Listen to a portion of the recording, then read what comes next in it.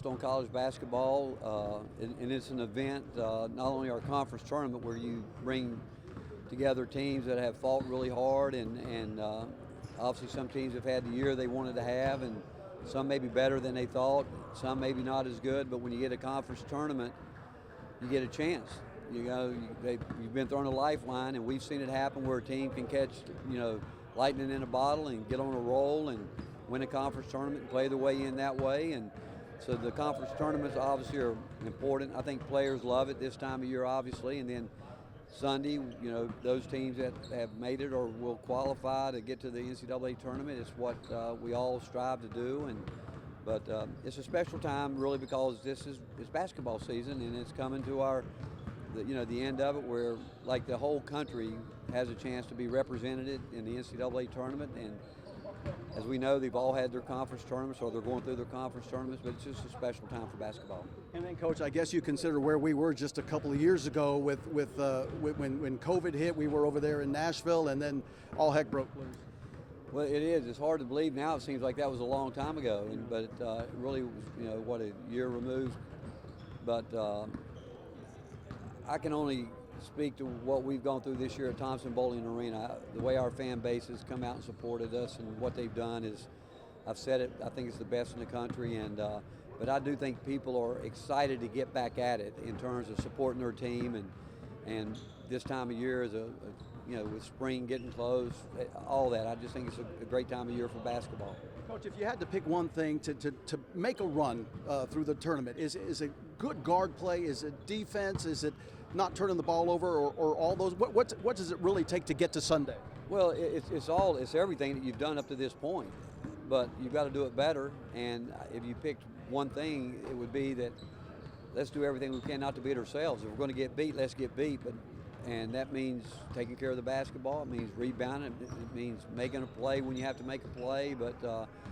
And it's being able to finish games that come in all different variety of ways you can play. But it goes back. You've just got to be locked into your game plan, and you've got to be playing your best basketball. Rick, what are some traits of your team that give you confidence that in tournament settings you guys can have success? Well, I think it's teams that understand their roles, and everybody realizes, hey, this is what we've worked for. Now let's stay the course and let's be better. And I will always say it. It's like going in the arena today. I thought our guys were really focused. They really worked hard over the arena. We come in here today just to do a little bit of free throw shooting and try to break the day up a little bit. But it's the focus that they bring when it's time. And we obviously don't know who we're going to play till tonight, and we'll have a late walk through tonight. But it's focused, and then knowing that you've got to go out and execute. What does it say about your program that the last 4 times this has been played, y'all have started on Friday? You've been a top 14, got that double bye. Well, it says a lot about our players. I think that we've got a group of guys that they know what we want to do, and they know that we want to be here in this position, obviously, and then we'd love to have a chance and put ourselves in a position to win it. But coaches, I can't thank my coaches enough, and our administration for giving us what we need to build the kind of program that we think that we need to build to compete at this level. You said the other day it's important for a team to know what goes into winning, but also the things that go into losing. What's the line and the balance between coaching both sides of that? Well, it is a balance there, and what goes into losing is when you get away from really the fundamentals of the game. When you think about, you don't block out, you give up a rebound here, you lose the ball, you give teams easy baskets. I keep talking about being lifelines you throw teams, and then it's just the opposite. What goes into winning is you do all the things fundamentally you should be doing, your concentration there. When you talk about what goes into losing, sometimes it could be a simple free throw block out where a guy's there and he's not ready. It could be, just not getting into whatever it is you're trying to do on the defensive end or offensive end quickly. It takes this time of year great concentration and focus for 40 minutes to where you can finish it. Rick, how you guys from a health standpoint, do these extra days give you a chance to get your nicks and bruises fixed up?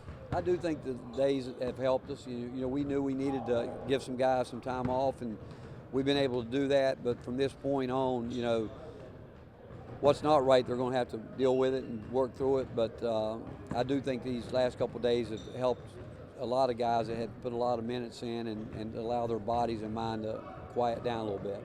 Among the leadership group of your team, what is Santi's role in particular in there? Well, I think what Santi does is the way he goes about his business every day. I mean, he's focused. I mean, like you watched him from the time he walks on the court, everything he does, I mean, he's locked into doing. He's not going to just throw up his shot to throw up his shot. He's going to really optimize every minute he's on the floor in practice. He is. He's going to whether it's offense, defense. He's a guy that I'd have to ask Garrett this, but I bet up to this point he's probably ran 500 miles this year. Way more than anybody else because he doesn't want to come out of practice. He wants to get every rep in, and so we have to constantly pull him in and out. But he leads by example, and the guys know that he understands what we're trying to get done, and they follow him because of the fact that he's just earned their respect. Rick, you've won 4 of your last 5 away from TBA. How have you seen this team maybe mature when it goes on the road over the last month or so? Well, I think it goes back about what goes into winning and losing. If you understand that, it's going to travel with you, knowing that you're going to maybe, if you got a crowd against you, how do you still lock in and execute the game plan and what you need to be doing at that point in time and handle the emotions that happen throughout a basketball game.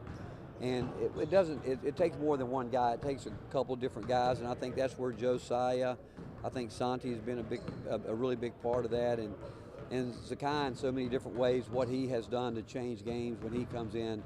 But it's a group effort. It really is. If you're going to win at home or on the road, it takes everybody being at their best. We've talked a lot about Kennedy's wingspan this year. How have you seen him really learn how to use that? Well, I still think he can learn to use it even more because when you have a 6'7" wingspan, and that's why he gets his hands on it. I think we have a group of guys that have really good hands, and he's a guy that the deflections and look at this guy. Look. No, we're not doing this. No, we're not doing Hey, this. how's the weather down there? Huh? He is 2 inches taller than me. 2. Hey, are you kidding me? I'm 6 feet.